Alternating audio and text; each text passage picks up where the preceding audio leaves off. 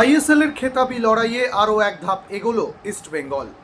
গোয়ার মাটিতে ওড়িশা এফসিকে ৩-০ গোলে হারিয়ে মূল্যবান ৩টি পয়েন্ট অর্জন করল অস্কার ব্রুজোর দল। ইস্টবেঙ্গলের হয়ে প্রথমার্ধেই ১১ মিনিটের মাথায় গোল করে দলকে এগিয়ে দিয়েছিলেন বিপিন সিং। তারপর দ্বিতীয়ার্ধে পরিবর্তন হিসেবে নামেন ইউসেফ এজাজারি। ৭৩ মিনিটের মাথায় নিজের প্রথম গোলটি করেন। ৮০ মিনিটে আরও একটি গোল করে ইস্টবেঙ্গলের জয় নিশ্চিত করে।